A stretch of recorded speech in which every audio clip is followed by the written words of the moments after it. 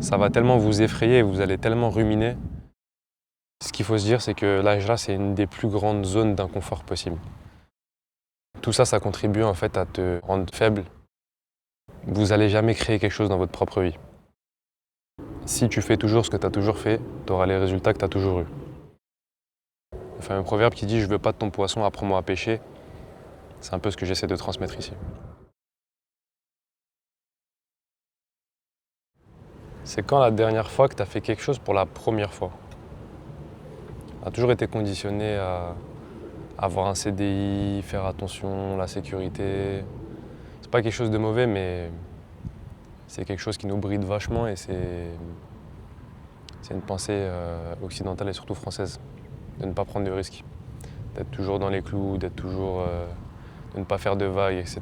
Tu rajoutes à ça le fait que tu sois complètement bombardé de dopamine dans tous les sens, que ce soit avec les réseaux sociaux, les jeux vidéo, les sorties, les films, les activités et tout ce qui est divertissement de manière générale. Tout ça, ça contribue en fait à te rendre faible et à avoir beaucoup d'appréhension, de sortir de ta zone de confort lorsqu'il est nécessaire. De la manière en fait dont on assimile notre dopamine, c'est que techniquement à l'époque, quand ils se levaient, c'était pour manger. Quand ils allaient chasser, quand ils allaient à la pêche, quand ils allaient faire de l'agriculture ou s'occuper de la ferme, etc. C'était la dopamine qui faisait en sorte qu'ils se bougent. Parce qu'il n'y a personne qui a envie de faire des choses compliquées à l'heure actuelle. Mais derrière chaque chose, vous savez très bien, il y a une grande satisfaction. Quand vous faites le ménage, il y a de la satisfaction. Quand vous faites un bon plat à manger, quand vous réparez une voiture, quand vous faites quelque chose qui prend du temps et qui demande de l'énergie et de la concentration, c'est de la dopamine à long terme. Sauf que de nos jours, c'est de plus en plus compliqué pour nous de faire ce genre de choses-là. Parce que, comme je l'ai expliqué juste avant, on est un peu trop bombardé dans tous les sens avec tout ce qui nous divertit. Et il faut se rendre compte que c'est vachement important parce que les seules personnes qui vont vraiment sortir de leur zone de confort, elles auront des récompenses différentes de celles qui se contentent de faire comme tout le monde. Donc si vous continuez encore une fois, les frères et les sœurs, à être spectateurs de la vie des autres, vous n'allez jamais créer quelque chose dans votre propre vie. Et pourquoi c'est important? Faut se mettre à l'évidence, faut se rendre à l'évidence que si tu fais toujours ce que tu as toujours fait, tu auras les résultats que tu as toujours eus. Et qu'il n'y a que les gens qui sortiront de leur zone de confort qui auront des récompenses ou des résultats différents de la majorité des personnes de notre époque. Il faut comprendre que, encore une fois, l'être humain, dans sa nature, il va fuir l'inconnu. C'est normal. On n'aime pas le changement, on a de la peur, on résiste, on a la flemme. Et tout ça, c'est des sentiments qui nous paralysent et qui nous immobilisent justement dans cette zone de confort-là. Et justement, le confort, c'est le parfait ennemi du succès. Le parfait ennemi de la concrétisation de tout ce que vous voulez faire, le succès de manière générale. Et même au niveau science, il faut se rendre compte que quand tu fais quelque chose de nouveau, ton cerveau, il active la neuroplasticité. La neuroplasticité. Et en fait, c'est le fait de travailler le corps humain et le cerveau de manière générale, c'est le fait de travailler sa capacité d'adaptation. En fait, tu vas devenir plus résilient, plus adaptable et tu auras moins peur de faire des nouvelles choses tous les jours. Et ça, c'est une très grande force, comme je le disais dans une de mes vidéos précédentes. Et ça, du coup, quand tu en es conscient, tu peux l'appliquer et le calquer à tout ce que tu as déjà fait dans ta vie. Il faut bien se rendre compte que quand tu nais, tu ne sais absolument rien faire. D'accord? Tous les jours, un nouveau-né, un bébé, tous les jours, il découvre la vie. Des choses qui semblent évidentes pour des adultes, c'est quelque chose d'inconcevable pour un enfant. Et même à notre âge, on ne cesse jamais d'apprendre et de découvrir. Et le parfait exemple, encore une fois, ça serait peu importe, Quand tu es petit, tu fais du dessin, du coloriage, ça te paraît impossible de ne pas dépasser. Quand tu grandis, ça te paraît impossible de devoir rendre une thèse de 2 pages. Et ainsi de suite. Quand tu passes le permis, ça te paraît impossible de tenir ton volant, passer les vitesses en même temps. Et en fait, le cerveau, il s'adapte à tout. Il ne faut jamais sous-estimer la capacité de la création d'Allah. C'est vraiment fou de la manière dont on a été créé, de la manière la plus parfaite possible. D'ailleurs, c'est ce qui est dit dans le Coran. Et pour rejoindre du coup le sujet initial, qui est de sortir de sa zone de confort, plus vous allez effectuer des tâches nouvelles, plus ça sera simple pour vous d'affronter la nouveauté. Et ce qu'il faut se dire, c'est que la hijra, c'est une des plus grandes zones d'inconfort possible. Vous allez aller dans un nouveau pays, potentiellement peut-être votre pays d'origine, mais vous allez le voir d'une autre forme, enfin sous un autre angle, parce que quand vous y allez, la plupart du temps, c'est en vacances.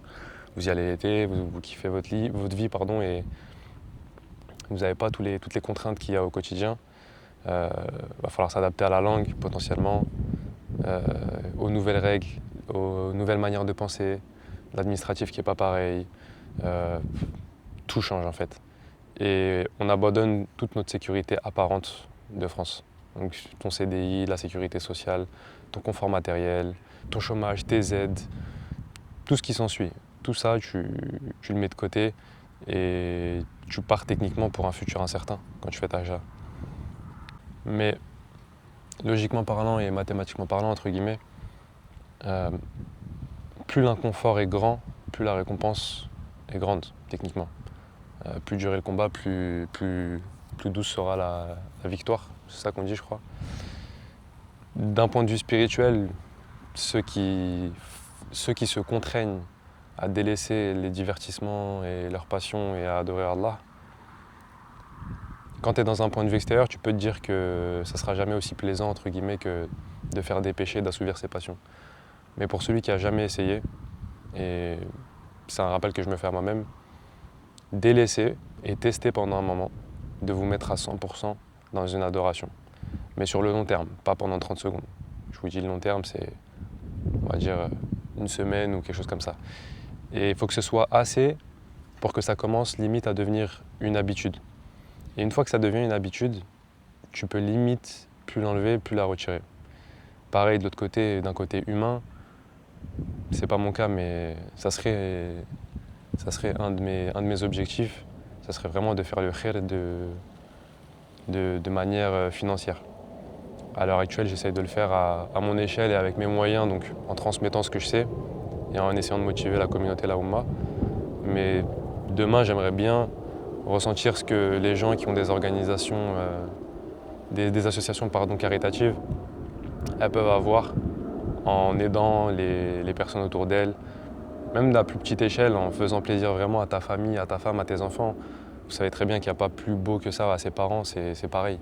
C'est quelque chose qui est inestimable. Même si c'est compliqué, même si c'est dur à faire, ça n'a pas de prix. Ça n'a vraiment aucun prix. Et pareil, pour finir, la dernière facette, c'est au niveau personnel. Le fait de vous contraindre vous-même à faire des choses qui ont du sens, vous allez vous retrouver face à des murs que vous pensiez ne jamais avoir à affronter. Et vous allez voir que en persévérant et en restant solide sur ses appuis, il n'y a rien qui est insurmontable. Tu vas essayer de faire le tri à l'heure actuelle dans ta vie pour retrouver ton temps, pour réapprécier à sortir, la nature, etc. À la base, tu te sens comme dans une impasse, mais on traverse tous un peu, je pense, cette sensation-là. Mais de l'autre côté, quand tu traverses cette impasse-là et que tu fais face jusqu'au bout et que tu résous le problème à la racine, il n'y a pas plus grande satisfaction. Donc du coup, je vais essayer de vous donner quelques petites astuces, quelques petits tips. Là, on parle de hijra, mais de manière générale, c'est un peu le même procédé pour chaque nouvelle chose que vous allez entreprendre. Et en fait, sur cette chaîne-là, via mes contenus, j'essaie pas forcément de vous dire en gros, il faut aller dans tel pays, il faut faire ci, il faut faire ça, ça va bien se passer. Le but, c'est que chacun soit le plus autonome et le plus capable possible. Pour reprendre le fameux dicton qui dit, le fameux proverbe qui dit « Je veux pas de ton poisson, apprends-moi à pêcher », c'est un peu ce que j'essaie de transmettre ici. Du coup, je vous dis, si vous êtes vraiment paralysé par le fait de faire la hijra, commencez petit.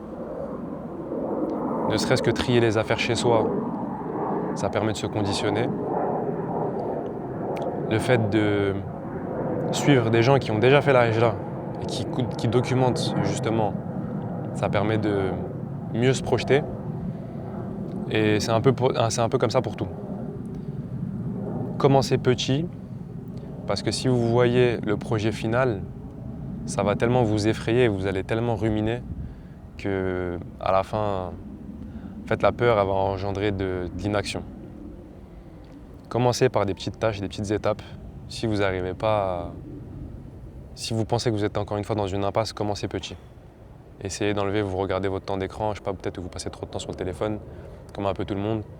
Vous essayez d'enlever 1 heure. Vous essayez d'enlever, je sais pas, peut-être vous avez tous les réseaux sociaux, vous essayez d'en enlever un. Déjà, si vous avez TikTok, enlevez-le, déjà, ce sera une grosse partie, ce sera comme ça sera fait, comme on dit. Si vous allez au travail, essayez de prendre un trajet différent. Vous sortez avec vos proches, essayez de faire quelque chose de différent. Essayez de lire un livre, pour ceux qui n'ont pas lu depuis longtemps. Essayez de renouer les liens avec quelqu'un, essayez de vous rapprocher de la religion, d'un sport quelconque. Essayez de faire quelque chose de nouveau, de bénéfique bien sûr. Et vous verrez que petit à petit, vous allez débloquer un peu cette peur de devoir affronter l'inconnu. Et je vous en parle, mais j'ai la même chose au quotidien. Et ce que je fais, c'est que je me fixe juste une liste de tâches. Encore une fois, ça aussi pareil, ça prend du temps de s'organiser pour savoir quoi faire et dans quel ordre le faire. Mais une fois que j'ai fixé ça, je me dis ok, j'ai juste à exécuter. Ou cette semaine, je ne me laisse pas le choix que de finir cette tâche-là. Et ainsi de suite. Et même si vous êtes fixé 5 tâches, parce qu'on a toujours tendance à sous-estimer le temps que ça prend ou l'énergie que ça demande, vous en avez fait au moins 3, vous avez déjà avancé. Alors que si vous ne faites absolument rien, au bout d'une semaine, vous avez rien fait. Alors que si vous avez fait 1 au lieu des 10 prévus, au bout d'une semaine, vous aurez fait 10, enfin vous aurez fait 7 plutôt, parce qu'une semaine c'est 7 jours. Enfin bref, vous avez compris. Donc avant de tout quitter, commencez par changer votre environnement local, commencez par faire un peu le tri entre guillemets dans vos fréquentations. Si vous voyez que, je sais pas, vous suivez des contenus de gens qui vous apportent rien et que vous êtes là tout le temps en train de les critiquer ou en train d'épier ce qu'ils font, juste fermez les réseaux ou juste masquez leurs stories ou supprimez-les tout simplement. Vous gagnerez du temps et ce temps-là, aussi petit soit-il, que ce soit 15, 20, 30 minutes, en 15, 20, 30 minutes, on peut déjà faire du sport, lire un peu le Coran, sortir, profiter avec sa famille, peu importe. Il ne faut vraiment pas négliger le temps, c'est une des plus grandes ressources qu'on a. Donc commencez petit les frères et vous verrez qu'au fur et à mesure, vous calquez un chapitre. Chapitre 1, il y a 5 étapes. Une fois que vous avez fini chapitre 1, vous passez au chapitre 2 et ainsi de suite, ainsi de suite. Pareil pour la hijra. Vous prenez l'étape financière, après vous prenez l'étape de la famille, après vous prenez l'étape du pays, et ainsi de suite. Khair, Inch'Allah, j'espère dans un futur proche, j'essaierai de prendre le temps. Pour l'instant, je m'occupe de la mienne. Et ça me permet d'être plus crédible et plus cohérent quand je vous proposerai des supports pour vous aider. Mais vous verrez que petit à petit, quand vous allez enlever un chapitre, vous allez voir que vous allez être soulagé comme pas possible et qu'après, vous allez voir, vous allez vous dire, entre guillemets, il me reste plus que ça, il me reste plus que ça, il me reste plus que ça. Alors dites-vous que quand vous allez devoir changer tout le reste, ça va être un combat perpétuel, c'est une seconde vie. Vous allez devoir tout recommencer à zéro. N'ayez pas peur, faites confiance en Allah, continuez de cheminer et n'oubliez pas, petit mais constant vaut mieux que grand et, entre guillemets, effrayant ou paralysant.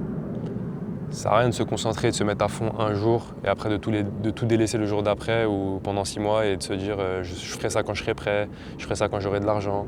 Commencez petit et Inch'Allah, ça vous débloquera petit à petit également, Inch'Allah.